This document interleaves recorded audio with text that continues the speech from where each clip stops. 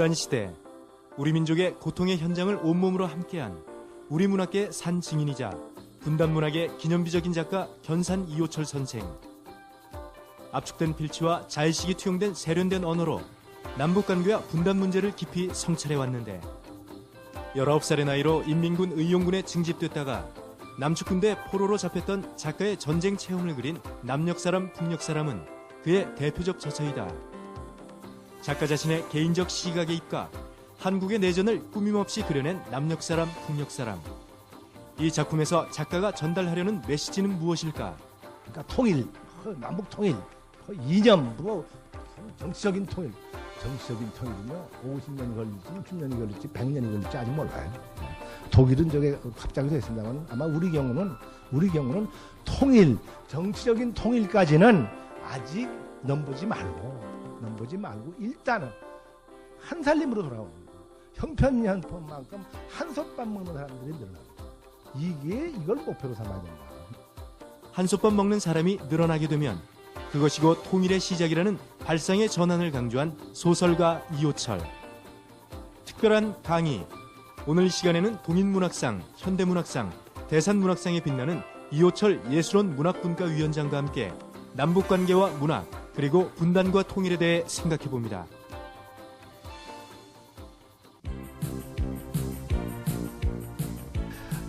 제가 50년 12월에 19살에 혼자 올라매가지고 참 파란만장을 겪었습니다. 그동안 저로서는요.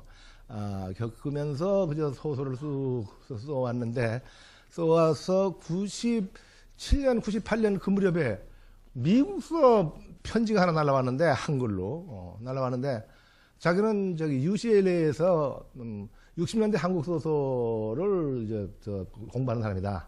그게 석사 논문을 그걸로 썼는데, 60년대 한국 소설이라는 제목으로 손창섭, 최인훈, 남종현을 다룬다. 그러니 그 무슨 자료 같은 거 이런 거를 좀 이래달라. 그러면서 탈향, 내 첫 작품이에요. 그게. 탈향을 영어로 번역할 것을 허락해달라. 저로서야 참 어젯밤 꿈 잘 꿨구나 싶죠. 50년 만에 그런 편지가 와서 응락을 했죠. 응락을 했더니 그 탈향 번역이 아주 잘된 번역이라고요. 그런 평가를 여기서 나오더라고요. 그래서 스웨덴에서 도서전시회 때 이문율 씨하고 같이 갈 때 그 번역을 가져가서 스웨덴에 가서 그걸로 써먹고, 그리고 그게 계기가 돼가지고 내 단편 집을 한 10대 편을 번역을 했어요. 근데 아주 번역을 그렇게 성실하게 하더라고요. 양반이 원래 할아버지는 노르웨이 출신인데 지금 시카고 일리노이 대학에 있어요. 그래서 그 번역을 하여튼 2년 동안, 그 부인은 이제 한국 여자고요. 그런 식으로 해가지고 번역이 돼서 결국 남녘사람, 북녘사람은 또 영국사람 킬릭 교수를 하고 여기 외대에 있었어요. 근데 그 양반도 부인은 공주 한국 여자고, 근데 이 양반은 남녘사람, 북녘사람을 번역을 했고, 번역을 한 게 꽤 오래됐는데, 그것도 오래됐는데, 미국이 제대로 된 출판사를 잡기 참 힘들어요. 그런데 마침 그 이스트 브리지의 그 사장이 선교사 아들인데, 그 선교사가 그래서 자기가 중국에서 태어난 모양. 난 아직 만나지 못했어요. 만나지 못했는데, 중국에서 태어나서 중국말을 잘하고, 그리고 사위의 어머니가 한국 여자가 돼서 자기는 반은 한국 사람이다. 그리고 아주 좀 그런 영업적은 전혀 인간관계도 그렇고 좀 이렇게 학자풍인가 봐요. 학자풍. 근데 이번에 제 제자 그거를 하는 애가 가서 만나서 한 2시간 만났는데, 그 미국 행사를 좀 크게 그런 식으로 하자 그러니까 이 사장도 좋다. 그래서 이제 이메일로 왔다 갔다 하면서 그걸 하기로 했죠. 그러니까 이런 일은 우리나라에 지금 처음 있는 일이기 때문에, 더더구나 미국이 우리나라 제대로 된 문학이 아직 거기 제대로 미국 땅에 상륙이 못한 상태거든요. 그래서 굉장히 어려운 상황이었는데, 마침 제 소설 2권이 한꺼번에 나오는 걸 계기로 해가지고, 또 기왕 이때까지 폴란드, 독일, 프랑스, 일본, 프랑스나 독일이 행사를 성공적으로 했고, 상해 영문출판사에서 나왔는데, 상해 문외보라고 세계적으로 문화 대혁명이 처음에 거기서부터 시작이 됐죠. 거기서 시작이 됐는데, 그 신문에 이제 이렇게 내줬더라고요. 그러니까 이런 식으로 냈으면은 사실 국가 차원에서 이런 걸 좀 해야 될 성질이 아니냐. 저 혼자 그렇게 생각을 하고 있죠. 그러니까 오늘 마침 여러 선생님들하고 만나게 됐기 때문에 우리 회장님하고도 따로 제가 좀 부탁을 드리겠습니다만은 어쨌든 저는 저대로 이제 문화관광부도 가서 만나고 또 여기 뭐 각 그 문화재단들요, 경기 문화재단, 서울 문화재단 이런 데도 좀 해가지고 역시 우선 이 자금을 마련하는 게 저로서는 지금 가장 급한 문제거든요. 그러니까 여러분들 좀 관심을 갖고 좀 협조해 주시기를 부탁드리겠습니다. 우선 제가 서두 삼아 이 얘기를 시작하면서 그렇다면 이 남녘사람, 북녘사람은 어떤 작품이냐? 이게 이제 제일 초점이 되겠죠. 남녘사람, 북녘사람이라는 건 어떤 작품이냐? 바로 남북관계죠. 지금 가장, 그러니까 외국에서도 왜 이렇게 주목을 하느냐? 남북관계를 다루었으니까. 폴란드에서 처음에 나왔는데, 그것도 폴란드에서는 정치하는 사람들이 많이 본다고, 번역자가 오가렵 최라고, 마르샤바 대학의 한국과 주임 교수인데, 마침 그때 한국에 왔을 때 만날 기회가 있었어요. 만나서 이런저런 얘기를 나누었는데, 그 여자가 그걸 번역하겠다고, 남녘사람, 북녘사람을. 근데 번역해가지고 처음에 나온 게 마르샤바예요. 그런데 마르샤바에서는 공산권에 있었던 나라이기 때문에 거기서 정치하는 사람들이 역시 내 책을 제일 많이 본다. 이런 게 들려오더라고요. 그리고 일본에서는 이 마르샤바 이런 거는 이제 그때 이제 번역근거문화진흥원 이런 데서 지원을 받아가지고 이제 원고료 지원이 있으니까 그걸로 했는데 일본에서는 그런 거 지원 아무것도 없이 신조사에서 그냥 강상구 씨 번역으로 나왔어요. 근데 나와서 하여튼 초판 5,000부는 그냥 다 나가더라고요. 그 두 번째 이제 일본에서 나오고 그 다음에 이제 독일에서는 역시 그 동독 서독 갈려졌던 나라이기 때문에 굉장히 뜨거운 그런 그 결과 나오더라고요. 그리고 프랑스, 그 다음에 이제 멕시코에서 이제 이번에도 그 멕시코에서 소시민도 번역이 되고 중국말도 그랬고 독일에서도 소시민이 나오고 그래서 그러니까 요컨대 그런 외국에서 왜 내 소설 이어철이 소설이라는 사람의 소설을 주목하느냐. 저는 국내에서는 별로 재미를 못 봤어요. 제가 뭐 그렇게 또 그런 쪽으로 그렇게 크게 관심을 안 갖고 뭐 인기 뭐 몇십만 부 팔리고 어쩌고 이런데 저는 일단 관심을 안 갖고 뚜벅뚜벅 그냥 내 식으로만 50년 동안 소설을 써왔는데 이렇게 써보니까 한 90년대 중년부터 그렇게 외국에서부터 이렇게 주목을 해가지고 그렇게 책이 나오고 또 현지에서의 반응도 괜찮고 요컨대는 남북관계다. 제가 멕시코 갔을 때 라디오 방송도 나갔었는데요. 라디오 방송 나갔는데 한 20분을 예정하더라고요. 전체 20분을. 그러니까 통역자 있고 이런 거 하니까 20분을 예정했는데 제가 이렇게 얘기했어요. 당신 앞에 앉아있는 내가 바로 220km, 서울서 원산이 220km다. 바로 멕시코의 꼬르마 대학에서 그때 전날 저녁에 꼬르마 대학에서 이제 과다라라고 하는데 꼬르마 대학에서 과다라라 사이다. 그런 사이다. 그런 거리에 휴전선이 가로막혀가지고 50년 동안 아버지 어머니가 돌아가셨는지 형제 자매 어떻게 됐는지 전혀 모르고 지낸다. 그러니까 내가 그렇다. 무슨 분단이고 뭐고 이런 어려운 소리 말고 딱 그래서 요 거리인데 여기에 휴전선이 갈려가지고 50년 동안 끊겨 살아온 게 나다. 그 내 문학이 말하자면 그런 데서 나오는 문학이다. 그랬더니 그 진행하는 사람이 깜짝 놀라면서 어떻게 그런 놈의 나라가 있느냐고, 어떻게 그럴 수가 있느냐고, 그러면서 그냥 40분 동안을 그냥 낸다 하더라고요. 그러니까 그게 가장 핵심이에요. 그 깜짝 놀라요. 그러니까 거기서는 말하자면 그 소시민을 그 신문 기자도 읽고서 인터뷰를 했는데, 멕시코 앉아서 태평양 넘어 한국 보게 되면은 저기 아마 분단된 나라는 모양이더라. 북쪽은 이제 공산권이고 남쪽은 뭐 자유진영이고 그런 나라는 모양이다 하고 저 아프리카 오지 어느 나라 보는 거나 비슷할 거예요. 무슨 문화가 있고 뭐 문학이 있고 소설이 있고 그런 쪽은 상상도 못하죠. 그냥 저렇게 끊긴 나라고 그냥 아시아 저 끝에 일본 옆에 중국 옆에 저런 나라가 있는 모양이더라. 그렇게만 생각했는데 내 소시민을 읽어보고 소시민이 뭐예요? 바로 소시민이라는 작품이 임시수도 부산 때 1951년 부산에서 제가 그 제면서 직공으로 썼어요. 가도 월남해가지고 부두노동 하다가 그리고 이제 제면소에 굉장히 힘들었습니다. 그때. 그게 이제 그 무대가 소시민이거든요. 그런데 1951년의 전쟁 중의 부산의 사람살이. 그러니까 부산의 사람살이를 장편 소설로 다뤘으니까 그걸 읽어보면서 그 기자는 놀란 거예요. 아, 이게 그냥 무슨 아프리카 오지에 무슨 그런 나라인 줄 알았더니, 아, 이런 수준의 이게 문학이 있구나. 그리고 분단의 실제 국면이 이런 거구나. 소설 보면 알 거 아닙니까? 실제 이거니까. 그러니까 이 사람이 흥분해가지고, 그렇게 인터뷰를 크게 하고, 이렇게 크게 신문에 다뤄주고 그러더라고요. 바로 이 점이에요. 남북 관계라는 것, 프랑스에도 그래요. 프랑스에서도 그런 출판기념회 하는데, 와가지고 일반 시민들, 한 영감님은 마침 투어로 평양을 갔다 온 영감이 있었어요. 근데 질문을 하라니까 질문을 하는데, 나는 이제 내 식으로 얘기를 했거든요. 어쨌든, 싸움은 일어나지 말아야 되는데, 이때까지처럼 이렇게 극한 대립으로만 나갈 성질은 아니고, 나는 또 북한 출신이고 하기 때문에, 98년에 북한에 가보니까, 나름대로, 난 감회가 있고, 난 절절하더라. 이런 걸 얘기를 하면서, 좀 이제 지금 이제 정부의 어떤 대북 노선이죠. 그런 쪽으로 이제 얘기를 했더니 그 영감이 그러더라고요. 지금 망해가고 있는 것 같은데 그건 그냥 단소리 말고 망해가야 되겠더라. 이렇게 당신은 어떻게 생각하느냐. 나보고 질문하더라고요. 그래서 나도 공감한다. 나도 그 얘기 공감한다. 내가 이북 살아봤고 5년 살아봤고 이북에서 나온 사람이면 다 그건 뭐 똑같다. 문제는 이걸 어떻게 풀어가야 되느냐. 망하는데 어떤 식으로 망하느냐에 따라서 이게 큰 사단. 지금 일본이나 중국은 그냥 갑자기 망해가지고 그냥 피난민들 몰려올까봐 그런 것부터 겁을 내는 게 지금 일본이고 중국이 그렇다.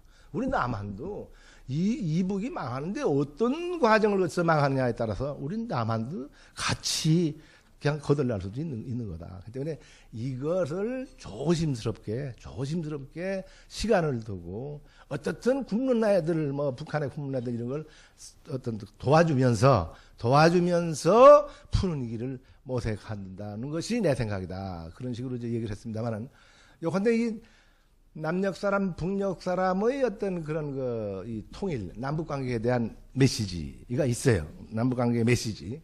그 남북 관계의 내가 생각하는 그 남북 관계의 메시지가 뭐냐?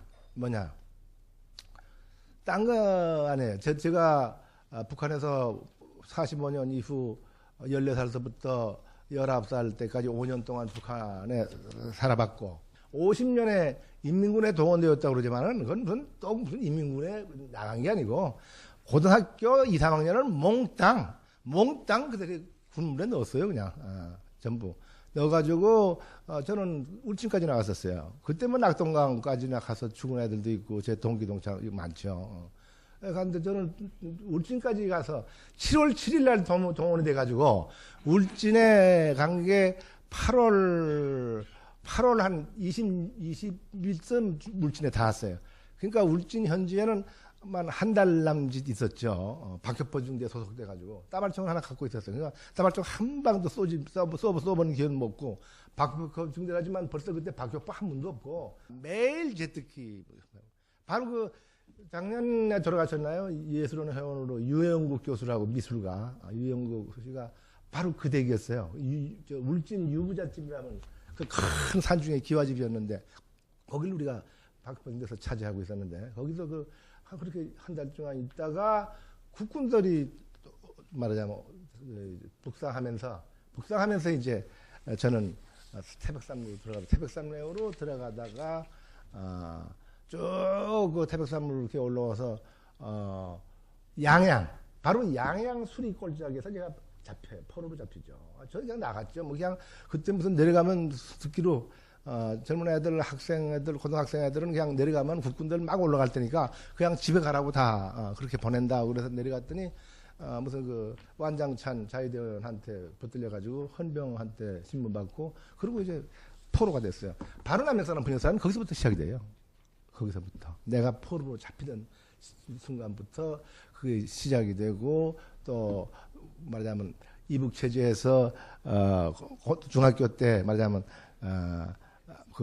해방 직후의 어떤 북한의 변화. 일본의 모리지마 미쪼 교수라고 지금 런던 대학 명예 교수로 있는데, 그 양반이 그 양반의 이것저것 글을 좋아했어요. 그래서 그때 한번 왔을 때 인사를 드렸더니 굉장히 인상적으로 봐가지고 남녘 사람, 북녘 사람을 뒤에 자기가 일본 신조사에서 나온 거를 보고 그리고 편지를 했더라고요. 편지를 하고 참 인상적으로 봤다. 특히 해방 직후의 북한 사회의 변혁 과정. 거기 이제 거기 변역 속의 사람들이라는 게 있거든요. 우리 원고지로 한 300장 되죠. 그걸 굉장히 인상적으로 봤다. 그러니 제가 나이는 이렇지만은 한번 한국 가게 되면 꼭 만날 기회를 가졌으면 좋겠다. 그런 편지가 한번 오더라고요. 그리고 독일서도, 동독에서도 동독을 겪은 사람들이 지금 독일에서 번역된 책을 본 사람들도 반응도 어쩌면 그렇게 북한의 해방 직후에 그 변혁 과정이, 사회 변혁 과정이 동독하고 어쩌면 그렇게 똑같으냐. 그런 식으로, 편지도 오고 그런 반응이 온다고, 그 번역자 하이디 강하고 안인경 씨가 그런 얘기를 하더라고요. 그러니까 요컨대 제 남녘 사람, 북녘 사람은 그렇게 독일이나 폴란드나 또 일본에서의 어떤 일본도 뭐 북하고 관계가 저렇고 하니까 어쨌든 이렇게 좀 가까이 있는 나라뿐만 아니라 저 멕시코라든지 혹은 중국도 더 말할 것 없고요. 미국서도 좀 그렇죠. 그러니까 그러면은 제가 생각하는 그 남북 관계의 가장 남녘 사람, 북녘 사람 속에서의 작가 메시지가 뭐냐. 여기 이제 가장 중요하죠. 왜냐하면 남녘 사람, 북녘 사람이 우리나라의 남북 관계, 우리나라의 통일 문제를 다루었다면은 그 통일 문제, 남북 관계를 생각하는 당신의 주장이 뭐냐. 요거 아니겠습니까? 그럼 저는 물론 그 소설을 본 사람들이 각자 소설을 보고 나서 그거는 회답을 얻어야 되겠지만은 작가인 나 자신의 생각을 직절하게 말한다면은 이런 거겠어요.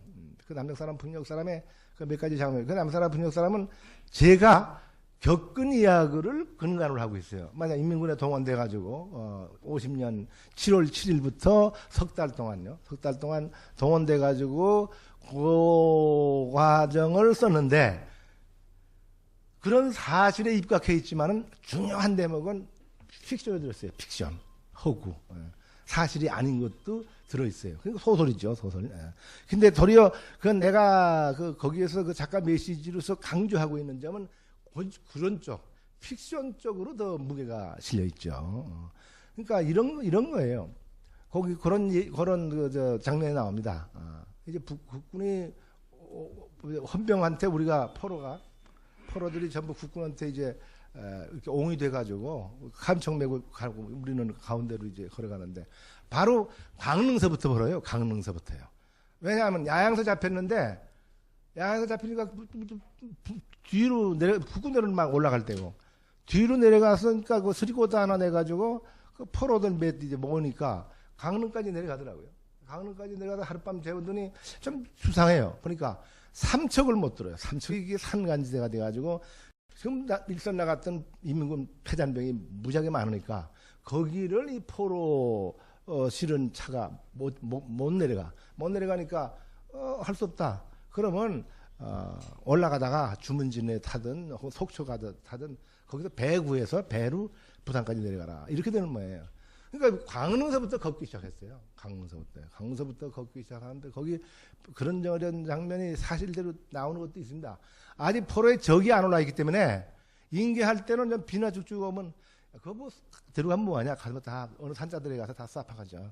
이런 걸 우리도 들었어요. 그런 얘기를. 그리고 실제로 가다가 그 소설에 나와요. 그 소설에 가다가 그 삼처가인데 아직 이제 군복도 못 입고 농군복 그대로 있는 차림인데 의용구로 나오다가 잡혀가지고 포로로 된 놈인데 어떻게 오전부다가 늦게 오니까 어떻게 소리를 지르니까 어떻게 뛰는 거를 그대로 쏴가지고 가서 그대로 그냥 직사시키더라고요.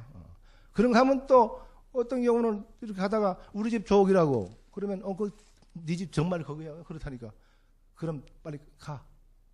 그 진남파 사람이었어요. 헌병이. 지금도 기억이 나는데. 그 꾸물꾸물 하니까 빨리 가랄 때 빨리 가. 가더라고요. 우리는 굉장히 부러웠죠. 그러니까 마음대로 죽이고 마음대로 보내고 다 죽인들 무슨 뭐 하나도 문제가 있을 일은 없었죠. 그런 식이었어요. 근데 어느 날은 그렇게 올라가다가 어디 물을 먹고 싶어서 이제 이제 일도 보고 헌병들 자기들도 이제 거기서 이제 조금 쉬는데 물을 달라고 그래요. 근데 그건 픽션이에요. 어느 마을에서 한 몇 가구 안 되는 그런 마을은 있긴 있었는데 거기서 나온 장면은 이제 픽션이죠. 내가 만든 거예요. 그러니까 거기에 이제 물을 달라고 그러니까 누가 어느 할아버지가 그 마을의 할아버지가 누구 애비 데리고 오너라. 그 마을에 이제 이장쯤 되는 사람이죠. 데리고 오너라. 그러니까 가서 그 양반, 한 30대쯤 됐는데 굉장히 그 보기에 벌써 이렇게 진국으로 생겼어요. 아주 그 선량하고, 그리고 좀 아마 그 마을에서는 유일하게 함흥사범쯤 나왔음직한 사람, 이때면 그런 청년. 그러니까 그런 사람은 저쪽 이북체제 하에서도 당원이었을 뿐만 아니라 당세포위원장이었고, 그 마을에 국군들 올라온다음에도 딴 사람 할 사람 없어, 당신밖에. 그러니까 거기 그 유지 할아버지들이 네가 또 이장해, 이장. 그러니까 지금도 이장하는 거예요. 그래서 나왔는데 그냥 착한 사람이에요. 그렇게 착한 사람이에요. 그러니까 여기 군관, 인민군 포로 쪽에 군관 출신이 그 못된 놈이죠. 그 전에 뭐 했느냐, 이쪽에 뭐 했느냐, 어쩌고 물어보니까 이 사람은 거짓말 못 해. 그 전에도 여기 인민위원장 했다. 그리고 당 세포위원장도 했다. 그래? 그러면 그저 인민군 지하에서도 그거 하고 지금 새로 국군들 올라온다고 해도 여기 이장이야? 그렇다. 그러니까 헌병을 보면서 어떻게 이런 사람을 그대로 내버려두고 우리 왜 포로로 끌려가느냐. 이런 사람이 진짜 빨갱인데. 그러니까 그 헌병이 그렇게 얘기하라는 그 군관을 쳐주려고 그래. 아주 못된 놈. 하여튼 남 끌어들여가지고 같이 이제 이런 놈하고 벌써 아주 거기에 혐오감을 느껴가지고 그냥 출발 해가지고 출발을 하는 장면이 있어요. 그러니까 요게 이제 이 작품의 핵심이죠. 우리 남북관계 생각할 때 정말 그 마을이면 그 마을 단위로 유능한 사람, 정말로 착한 사람. 그러니까 그 마을에 어느 할아버지든 네가 이장해. 또 이북체제하면 이북체제 네가 인민위원장해. 왜? 그 마을에서는 그 중앙에서 내려오는 어떤 거든 이북체제든 남한체제든 바깥바람이야. 그 마을 사람 한 몇 집 안 되는 고집 사람들 사는 농사짓고 먹는 사람들은 어쨌든 그거는 바깥에서 오는 바람. 중앙의 뭐 세금 내는 뭐든 간에 바깥바람. 그 바깥바람을 맡아서 뭐를 풀어낼 사람은 얘밖에 없어. 그래도 함흥사범 정도 나오고 이러니까 그냥 그 노인들이 전부 네가 또 해. 말하자면 우리 남북관계를 생각할 때 실제적으로는 이런 국면을 좀 생각해야 된다. 또 과거에 뭐 해먹었기 때문에 또 세상 바뀐 다음에 또 해먹어? 이게 뭐 안 되고 전체고. 요즘 우리 정치권 생각할 때 좀 그래요. 뭐 이거 잡혀가는 사람도 많고 뭐 많은데 저는 솔직히 생각해서 그래요. 저게 저렇게 법만 가지고 해결된 문제는 아니지 않느냐. 정말 저거 다 유능한 사람들이다. 그만큼 배짱도 있고 그만큼 크게 뭐 일을 하는 사람들, 그러니까 크게 일을 하니까 일을도 크게 저질러주고, 물론 무슨 차떼기다 뭐다 하는 어떤 그런 정도는 나는 잘 모르겠습니다만은, 어쨌든 그 연장으로 거기까지 간 상황이기 때문에, 거기서 일하는 그 주역들은 다 유능한 사람이고, 이때까지 우리나라를 이렇게 키워냈는데, 참 초석이 된 사람들이다. 외국에서 돈 벌어들이는데 어쨌든 조금 불법, 국제적인 어떤 관례에 어긋난 짓, 어떤 뭐 부도덕한 짓, 돈이 뻔히 있으면은 그런 건 무릅쓰고 하여튼 돈은 벌어왔다. 그렇게 말하자면 부정을 통해서 말하자면 어떤 비리를 통해서 벌어 들어온 돈이 얼마나 많겠느냐. 우리가 하나하나 따지자면은 그렇지 않겠어요? 그러니까 그런 일을 해낸 사람들에 대한 우선 애정을 갖자. 애정을 갖고 그런 사람들을 잡아서 형무소 보내는 것만 장땡이 아니라 그런 사람들을 좋은 쪽으로 키워서 또 그 능력을 써먹는 게 중요하지 않느냐. 이거는 우리 국내 정치 상황에서도 그렇지만은 남북관계에서도 그래요. 남북관계에서도. 저건 빨갱이. 옛날에 해먹던 놈. 능력이 있으니까 그 체제 하에서도 어떤 피값이 됐을 거 아니에요. 어쨌든 그런 사람들 다 제쳐놓으면 뭐 무지렁이만 남죠. 제가 지난번 이북 오도청에 가서 한 시간 얘기를 해달라고 그래서 피안북도 그 차인태 씨 아나운서 그 양반이 그 도지사 돼요. 거기 가서 한 시간 얘기를 했는데 참 조심스럽더만요. 거기에 뭐 옛적 그 서청 출신들 뭐 노인들이 많더라고요. 7, 80대 놈. 그 조선민주당 그 조만식 영감님의 그 조선민주당 본부에서 한 3년 전에 제가 이북 갔다 와가지고 그 북한에 갔다 온 인상기를 하러 갔는데 한 400명 모였습니다. 전부 80 된 노인들이요. 그래서 제가 그런 사람들의 어떤 감각이나 그 사람들의 그걸 제가 잘 알지 않습니다. 북한에서 나온 사람들. 거기에 맞춰서 얘기를 했죠. 그래서 박수가 나오더만 솔직하게 얘기해보자. 나만이 이만큼 지금 키우고 오늘 지금 보니까 한 300~400명 모였는데 참 뭐 밥술이나 먹고 잘 사는 것 같다. 정말로. 지금 내가 북한을 생각한다. 북한에서 이 나이 때 사는 걸 지금 어떻게 했냐. 그 모습부터 참 얼마나 지금 잘 살고 있어. 잘 살고 있어. 이거는 사실 솔직히 해서 북한에서 나온 사람들이 힘이 크다. 북한에서. 해방 직후 북한에서 어떤 명분은 있었지만 혁명이다. 혹은 사회를 바꿔야 된다. 외정 때 해먹던 사람들 뭐 내쫓고 새 사람들로 나라를 꾸려가자. 우선 명분은 좋다. 뭔 좋아가지고 전부 쓸어냈어. 그다음부터 조금만 지배장이 있고 자기 미래를 자기 엄두로 개척해낼 능력이라도 있는 사람은 점점 눈치나 있고 좀 이런 애들은 죄다 올라맸어요. 말하자면 45년 해방이 돼가지고 46년, 47년, 48년 솔직한 얘기해서 우리 그런 분들이 월남해가지고 경제계 또 이 종교계도 그렇죠. 김재준 목사, 뭐 강원영 목사 각계 어쨌든 그던 50년 그때 을지로 철물점 그 다음에 국제시장 때 부산 함경도 사투리 함경 사람들 다 이북에서는 그러니까 우리 동창 원산에서도 우리 동생들 보면요. 조금 공부 잘하고 점점 눈치나 있고 좀 이런 애들은 죄다 올라맸어요. 그럼 북에 남은 건 맨 무지른 애들만 남았겠구나 싶을 정도로. 그러니까 그런 사람들 데리고 정치하면 정치 좋죠 뭐. 시키는 대로 하고 자기 창조적인 자기 능력을 발휘할 엄두를 못 낼 그런 무지른 애들만 데리고 정치하기 좀 좋겠어요?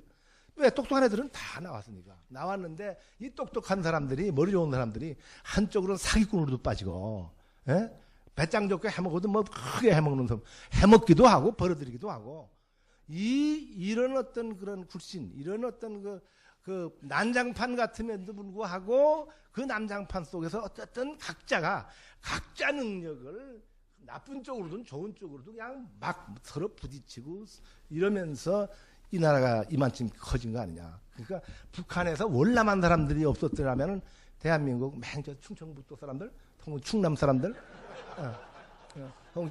경상도 뭐 양반 타령이나 하고 또 호남 쪽은 좀 뭐 빠랑빠랑하고 좀 제가 우리 집사람이 영광이에요. 그래서 좀 알지만, 그러니까 여기 알지만은 정말 이 해방 직후 월남한 이북 사람들이 이 대한민국을 일으켰어요.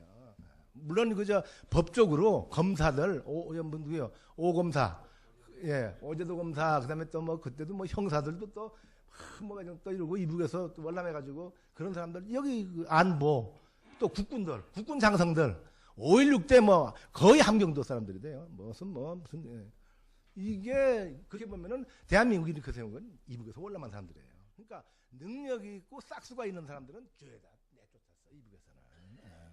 명분도 있고 뭐 있었습니다만은 그러니까 세상이라는 거는 이렇게 조금 치밀하게 접근을 해야지 그냥 무슨 큰 논리 하나 가지고 그냥 이리라 저리라 일도 양단식으로 해버리면 북한 지금 적골난 거 아닙니까? 그렇잖아요. 바로 이 점. 그러니까 나는 남녘 사람, 북녘 사람에서 우리가 앞으로 우리 남북 관계를 생각할 때 제일 중요한 것은 뭐냐? 어떤 물론 욕심도 있어야 되고 욕심이 있는 만큼 자기도 벌고 나라에 기여도 한다. 또 한 가지 제가 제장 사람 얘기하는데 임수경이 넘어올 때요. 제가 지난번도 얘기했어요. 임수경이 넘어올 때 제가 그런 거 썼어요. 임수경이가 일단 큰 일을 했다. 판문점 넘어오자마자 그 신부하고 같이 넘어와가지고 형무소 갔지만은 그렇지만은 생각해보자. 임수경이가 가서 자기도 본의 아니게 큰 일을 했다. 어떻게 큰 일을 했냐? 제가 놀란 게 모스크바 대학의 마두르 교수라고 지금 죽었어요. 그 양반이 그 양반 덕에 제가 그때 모스크바 한 바퀴 돌 때 모스크바 대학에서 40분 동안 한국어 학생들한테 특강까지 알선을 했었는데 그 양반이 이 양반이 내가 그때 무슨 동아일보가 어느 신문에 그 칼럼 썼던 거 임수경이 넘어올 때 칼럼 썼던 거를 그냥 가지고 있더라고요. 가지고 있으면서 내 그 칼럼을 모스크바 대학 한국과 학생들의 교재로 쓰고 있다고 그래요. 근데 깜짝 놀랐죠. 아니 교재로 쓰다니. 그냥 신문에 나는 내 칼럼 조각을 어떻게 교재로 쓰냐 이랬더니 납득이 되더라고요. 뒤에. 그 내용이 뭐냐. 임수경이가 이북 가가지고 큰일을 했다. 어떻게 큰일을 했냐. 생각해봐라. 평양거리에서 할 소리 못할 소리 그냥 이 남쪽 대통령이라는 사람 만장의 떡을 만들어 놓고 그러고 나서 어느 신부가 판문점에 기다리고 있다가 당당하게 판문점을 통해서 지 집으로 들어가. 이북 일반 사람들은 저거 상상이나 하죠. 야, 세상에 저럴 수가 있나. 어떻게 세상에 살다가 저런 경우가 있을까. 박수치고 요란 떨지만은 혼자 가만히 생각하게 되면 야, 세상에 별 희한한 일도 다 본다. 어떻게 저럴 수가 있을까. 저럴 수가 있을까. 그러고 나서 잘 때 잠자리에 들어가서 자기 직전에 그것도 혼자 무섭게 생각하는 것조차 무섭게, 아, 저게 바로 자유라는 것이 모양이구나. 요걸 생각할 거다. 북한 사람들도. 아, 저런 것이니까 바로 자유라는 것이 모양이구나 하고 잠들 거다. 그걸 누구한테도 말 못하고 혼자 생각하는 것도 무서워하면서 그렇게 생각을 하고, 이게 북한 사회고, 또 임수경이가 요런 싹을 떨어뜨리던 거 아니냐. 그런 칼럼이에요, 제가 쓴 게. 그러니까 남녘 사람, 북녘 사람에서의 어떤 그 작가 메시지라는 게, 다시 얘기하게 되면은 바로 그 점이요. 사람. 요컨대 남북 관계를 푸는 데 있어서 통일의 마당에 들어설 때 제일 중요한 거는 사람이에요, 사람. 말하자면 우리가 이제 흔하게 돌아가는, 말하자면 잘난 사람들. 아까 잘난 사람들이 문제점도 있지만은 잘난 만큼 또 잘나기 때문에 그런 짓도 한다고 얘기해야겠죠. 그만 이제 통도 크고 배짱도 있고 그런 엄두도 낸다는 게 이제 평가돼야 된다고 얘기했죠. 근데 예를 들면은 지금 통일의 마당에 들어설 때 이때까지의 우리 그 정치권의 관행을 보면 북한의 자기 지역구 관리부터 하려고. 근데 원산이면 원산, 고향이 원산이면 원산. 아, 저기서 한번 출마해가지고 국회의원 해먹어요. 되고 해먹어. 그때 해먹어야겠다. 이제. 국회의원 해먹어야겠다. 요걸 목표로 두고 통일의 마당에 들어설 때 우선 그 목표를 향해서 가서 지역구 관리부터 하려고 되는 거예요. 이건 못 쓴다 이거예요. 북한 사람들은 알아요. 북한 사람들. 저거 벌써 지옥심부터 차리는. 그다음에 경제인들이 우선 돈을 벌어야 되니까 북한의 그 관계기관하고 얘기가 돼가지고 우리는 기술되고 개발하더라고요. 북한의 근로자들하고 우리 기술자하고 들어가서 뭐 5대5나 3대7이나 이래가지고 놀아먹는다. 그거까지는 좋은데, 그건 좋은데, 어쨌든 돈을 벌기 위해서 그런 쪽으로만 통일이고 뭐고 일단 통일은 자기 돈 버는 방법으로 생각해가지고 가서 어쨌든 돈 버는 일이면은 무슨 짓인들 못할까 해가지고 들어가서 여기서의 어떤 그런 행태로 북한에 들어가서 말하자면 그 흙탕물을 죽이고, 예를 들면 뭐 간단하게 예를 들면은 또 양주 뭐 시바스리갈 같은 한 병 갖고 자기 아버지 묘지 앞에 가가지고 아버지 이 양주 한 잔 잡숴보시라고 하고 묘지에다가 뿌린다든지 이런 천민 행태. 예를 들면 그건 천민이죠. 예를 들면은 돈 있다고 해, 돈 자랑하고 해, 그런 짓 하는 거예요. 근데 요즘 나는 우리나라 경제인들도 만나볼 기회는 많지 않습니다만 저를 만나면은 수준이 올라갔어요. 우리도요. 옛적은 무슨 장돌뱅이 시대도 아니고 요즘은요. 아마 70년대 그때부터 이제 경영도 제대로 가고 또 자제들도 이제 뭐 외국 유학 갔다 와가지고 제대로 말하자면 인간적인 품성. 이게 우선 전제가 돼야 돼. 그래서 내가 오늘 인간개발연구원에서도 내가 처음부터 인간개발연구원 저건 참 우선 이름이 좋고 저게 참 있을만하다. 저게 참 해야 될 만하다. 사람들의 품성을 다듬고 품성을 키워내는 거. 남북관계에서 제일 중요한 게 이거예요. 말하자면 통일의 마당에 들어설 때 각자가 지속대로 국회의원을 하려고 그러고 또 이러면은 북한 사람들 우린 좀 못 살고 말지 니들처럼 그렇게 천민적으로는 안 살겠다. 제가 오늘 남북한 반세기 여기 갖고 왔습니다만 여기에 이북 들어갔던 그 98년에 들어갔던 여행기가 들어있어요. 여러분 요거는 꼭 보십시오. 이북에 1998년에 9박 10일간 들어갔던 여행기하고 2000년에 들어가서 제1차 이산 가족 상봉 때 우리 누이 동생 만났을 때 또 여행기가 들어있어요. 이북 방문기. 요건 여러분들 한번 꼭 읽어줬으면 좋겠어요. 여기서 제일 중요한 것은 역시 사람이더라고요. 사람. 그때 저 친했던 사람 한 분은 그 뒤에 나를 심장에 남는 사람이네. 그 심장에 남는 사람이 자기 무슨 노랫말 같아서 뭐야 되는 그런 노래가 있대요. 근데 그거를 누구 통해서 들쭉술하고 심장에 남는 사람이라는 거를 쪽지를 보냈더라고요. 내 가슴이 아주 훈훈하더라고요. 내가 자기 심장에 남는 사람이래. 가사가. 그러면 이건 74년에 내가 방공법으로 국가보안법 방공법으로 한 10개월 들어있었는 처음에 아주 간첩 혐의까지 받았었는데 겁나더라고요. 이건 그전에는 7조 1항인 거죠. 왜냐하면 이북에서 나를 심장에 남는 사람이라고 그러니까 내가 어떻게 놀았기에 나를 심장에 남는 사람이라고 그랬어요. 그러니까 그때 생각이 나가지고 이게 98년, 99년이에요. 99년. 내가 98년에 들어갔다 나왔으니까 99년에 그런 걸 탁 받는 즉시 74년 내가 이런 걸로 국가보안법 방공법 이건 대표적으로 국가보안법 방공법감인데 겁이 덜컥 나더라고요. 그러면 이걸 신고해야 되는데 어디다 갖다 신고하느냐. 그래서 99년 시절에는 신고할 데가 없더라고요. 중앙정보부도 그런 거 할 데가 아니고 경찰서도 뭐 그런 거 한 데가 아니고 뭐 이북 정주홍 1000마리 끌고 소 들어가고 또 나도 그 해에 이제 갔다 왔습니다만은 7월 26일서부터 8월 26일부터 9월 1일 사이인가 그렇게 9박 10일간 갔다 왔습니다만은 그래서 그거를 그 심장에 남는 사람을 마침 문학상 잡지에서 이상문학상 시상식을 하는데 나보고 축사를 하라고 그러더라고요. 잘 됐다. 그래서 축사하는 자리에서 내가 요즘 이런 걸 겪었다 해가지고 공개적으로 하니까 모두 하 웃고 박수치고 저합니다. 그러니까 74년에서 98년 그 20여 년 사이에 우리 사회의 변화는 그런 정도로 크게 변화했더라고요. 그리고 이북에서 그런 거를 그러니까 사람들 사이 이 남북 관계라는 건 딴 거 없어요.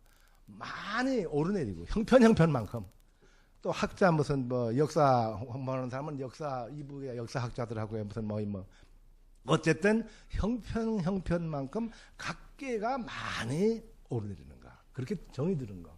또 개개인 간에 어떤 그런 정이 드는 거. 예를 들면은 우즈베크 공화국의 화학 공장을 우리 현대에선가 맡았는데 거기에 이북의 근로자를 200명 쓰더라고요. 200명. 그러면 이북 근로자 200명하고 우리 남쪽의 근로자 200명 우즈베크 공화국 가서 그 화학 공장 지면서 서로 간에 한솥밥 먹을 거 아니에요. 한솥밥. 예를 들면. 그렇게 한솥밥 먹는 사람들이 형편만큼 많이 늘어나는 거. 무슨 통일이고 무슨 분단 극복이고 어려운 문자 쓸 것도 없고 그냥 형편만큼 남북 간에 한솥밥 먹는 사람들이 늘어나는 거. 지금 캐도에서 원자력 요즘은 좀 중단됐습니다는 거기 일할 때 우리 한전 기술자하고 또 이북의 근로자들하고 같이 일하잖아요.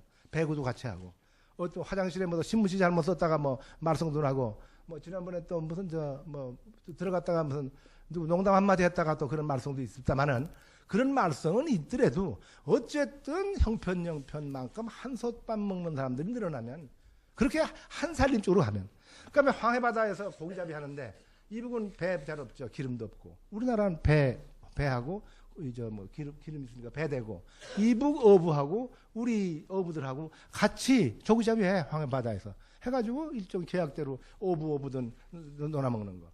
그렇게 또 개성공단이 이루어지고 그 다음에 이제 지금 동쪽 거기서 이제 거기 뚫려가지고 기차가 이제 시베리아까지 통하게 되고 이렇게 되면은 배낭여행 애들도 이제 배낭여행 무슨 비행기 타고 가는 게 무슨 배낭여행입니까? 기차 타고 우라지보스토크에서 시베리아 횡단해가지고 유럽까지 가고 기차 타고 가는 거야. 이런 일이 자연스럽게 이루어지면 그게 바로 통일이라는 그러니까 난 통일이라는 말을 싫어해요. 왜? 통일이라는 말은 때가 묻었어요. 왜? 통일 어쩌고 그러면은 80년대 한참 학생들 날릴 때는 통일 일꾼이라고 아주 눈에 힘주고 목에 힘주고 통일 반대하는 거는 이제 반동 어쩌고 이러고 통일 일꾼 외정 때 무슨 독립운동가나 되는 것처럼 또 그런 애들한테는 형사가 뒤따랐어요. 저건 수상하다 친북성향. 사실 그렇지 않습니까? 그러니까 형사가 뒤를 따르게 되면 더 기분 좋아. 자기가 뭐나 된 것 같고 우쭐해가지고 또 어디 가서 남 겁주기 좋아하고 애들 보고 너 통일 반대? 너 반동하고 눈부름 뜨고 부터 소리 지르려고 부터 하고 이런 어떤 패턴에서 우리가 벗어나자.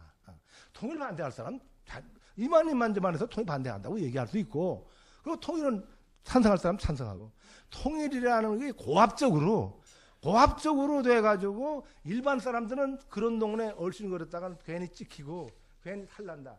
그냥 그런 쪽 동네를 전부 경원하고 싫어했지 않습니까? 그런 국면에서 우리가 다 풀려나자. 정말로 편하게.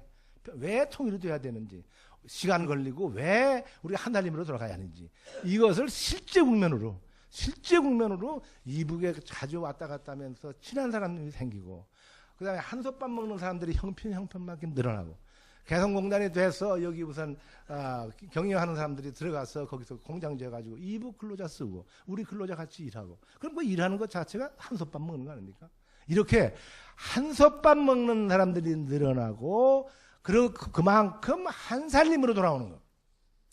그러니까 통일, 남북 통일, 이념, 무슨 정치적인 통일. 정치적인 통일은요, 50년이 걸릴지, 60년이 걸릴지, 100년이 걸릴지 아직 몰라요. 독일은 저게 갑자기 됐습니다만, 아마 우리 경우는 통일, 정치적인 통일까지는 아직 넘보지 말고 일단은 한 살림으로 돌아오는 거.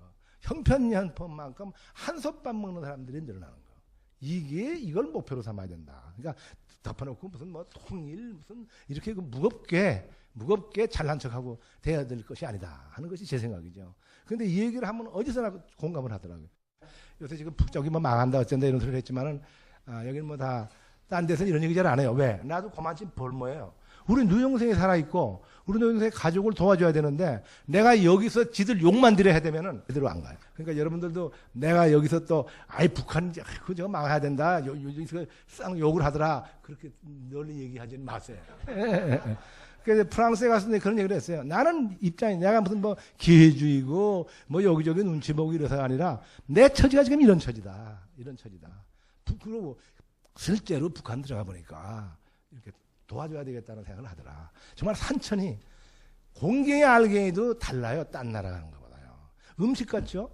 사람 분위기 같죠? 그 다음에 그냥 전부 이게 50년 동안 갈려져 샀다는 게 정말 가슴 아프더라고요. 정말로. 그래서 지금 9박 10일간 그렇게 그때도 잘 놀고 노래도 많이 하고 그냥 탁 터놓고. 그러니까 그때 여기다 쓴 거 한 가지만 지금 얘기를 하겠습니다만은, 처음 들어가니까요, 호텔. 보통항 호텔이죠. 거긴 외국 사람들이 많이 가는데 지식인들이 많이 들어가 봐요. 꼭 창고 속 들어가는 것 같더라고요. 창고 속. 롯데호텔, 우리 이쪽 호텔하고는 비교가 안 돼요. 또 창고 속 들어가는 것 같은데 천정은 엄청 높고, 그래서 키 줘서 5층에 방에 올라갔어요. 각자가 자기 혼자씩. 그때 동아일보 취재진을 하고 들어갔었는데, 가가지고 들어갔는데 뒤에 김명성 동 장관 하던 장관회의 때 나오는 사람. 그 사람이 원래 잘생겼잖아요. 그러니까 이제 얼굴 마담으로 이제 그런 일을 하는 것 같은데, 뒤에 따라 들어오더라고요. 그러면 들어오더니 견문이 있는데 문 열고 이렇게 들어가더니 좀 덥구만, 냉방기를 드십시다. 그러면 딱 가더니 창에 붙은 쿨러를 틀어요. 그냥 쫙 하고 찬바람이 나오잖아요. 그래서 제가 그랬죠. 나도 그냥 듣까. 좀 덥고 말죠. 기름도 아껴드릴 겸. 기름도 아껴드릴 겸 작은 소리로 혼자 소리 비슷하게 껐어요. 잠깐 침묵. 그 뒤에 잠깐 침묵. 여기 아주 묘미가 있더라고요. 잠깐 침묵. 그래서 이러고 둘러보니까, 냉장고 열어보니까 무슨 아무것도 없어. 텅 비었고, 그 다음에 텔레비 벌렁 있고, 무슨 이런 의자 몇 개 있고, 거실이죠. 이쪽 방으로 들어가더요. 따라 들어갔더니 침대 둘이 있고, 그 다음에 어떤 아줌마가 좀 품위 있게 생겼어요. 이제 한 30대 했던 화장기도 없고, 이렇게 품성 있게 생긴 아줌마가 앞으로 나오더니, 목양 피는 법을 가르쳐 주겠다고, 목양 우리 전기에다 꽂은 거 있잖아요. 그걸 이제 어디다, 그래서, 이거 목양, 모기도 좀 물고 말죠. 오랜만에, 50년 만에 들어왔다고 모기도 반가워서 물 텐데요. 네. 그랬어요. 그것도 무슨 꾀를 쓴 게 아니고, 즉각. 또 잠깐 침묵이에요. 그러고 나서 이제 나갔다. 이제 그렇게 하니까 저 김명성 동무하고 그 여자하고 이렇게 나가더라고요. 거실을 통해서 나가는데, 견문으로 나가면서 두 문 견문 다 닫아놓으면 아무도 들여다보지 않습니다. 그러니까 이게 완전히 사실 이건 다 뭘로 보겠죠. 두 문 다 꽉 닫아놓으면 아무도 들여다보지 않습니다. 그러면서 나가게. 그 문 다 열어놓으세요. 들여다본 들은 뭐 어떻습니까? 고전에 즉각. 그래가지고 운이더라고요, 호롱에. 즉각 그러니까 그 목소리를 뒤로 들으면서 가는데 좀 이렇게 느껴지더라고요. 그 말 세 마디가 그 사람들이 좋게 생각하더라고요. 그래서 이제 오줌도 별로 안 나오는데 일단 변기에다 오줌을 넣으면서 이렇게 봤더니 저기 아저씨 웃고 있네. 저기 타월 거리에 딴 호텔 다 타월이 2장 걸려 있는데 석 장 이렇게 걸려 있더라고요. 이렇게 보니까 와, 내가 타월 거리에 타월 보고 와, 그렇게 낡을 수가 없어요. 우리 집에서는 마루 걸레 놨을까 말까 남쪽에서는 그렇게 바스라질 정도의 그리고 아주 낡은 타월이 피항서 제일 외국 사람들은 좋은 호텔에 걸려 있는 타월이 저런 모양이구나. 그 저걸 보니 일반 백성들 삶이라는 거는 미루어 해갈 수 있지 않나. 가슴이 아파지는데 혼자 생각했죠. 이건 나한테 문제가 있는 거 아니야. 타월이 저렇다니. 우리가 20년대 배수원 쓸 때 배수원 우리 할머니 우리 할머니들 참 어려운 시집살이 하던 그런 할머니 시절은 저런 타월이 당연한 건데 지금 내가 저 타월 보고 가슴 아파하는 거는 남쪽에서 너무 잘 살아서 오염된 거 아니냐. 그리고 지금 남쪽 사람들은 저런 기준에서 보면 참 오염돼 있다. 여자들 발랑 까지고 자기 아들 하면 담임선생 가서 멱살 잡으려고 그러고 그 다음에 뭐 화장하고 버스 가서 술 처먹고 뭐 난리법석 부리고 이런 행태들. 남쪽은 잘 사는데 잘 사는 만큼 뭔가 상해서 썩고 그리고 그냥 전부 제가끔 뛰고 저 잘났다고 뛰고 잘난 만큼 뛰면 뛰는 만큼 또 얻어먹고 대표적으로 정치권이 그랬죠. 그러니까 차떼기 이런 판까지 벌어졌지 않습니까? 그러니까 결론적으로는 하여튼 이런 어떤 마당을 우리가 살고 있는데 그때는 뭔가 이렇게 오손도손하고 그렇게 뭐 지만 혼자 잘나려고 뭐 이렇게 뭐 날뛰고 이런 성향이 아니어서 이렇게 푸근하고 저런 어른들 모시면서도 좋고 그랬었어요.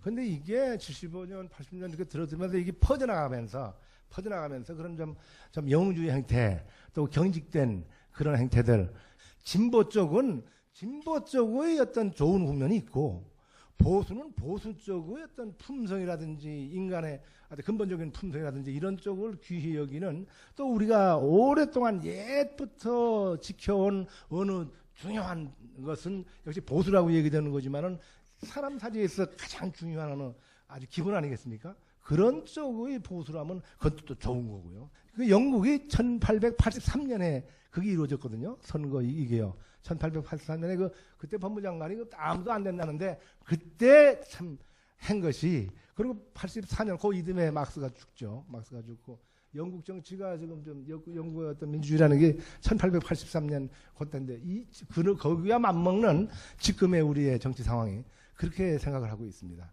감사합니다. 이만 드리겠습니다. 네.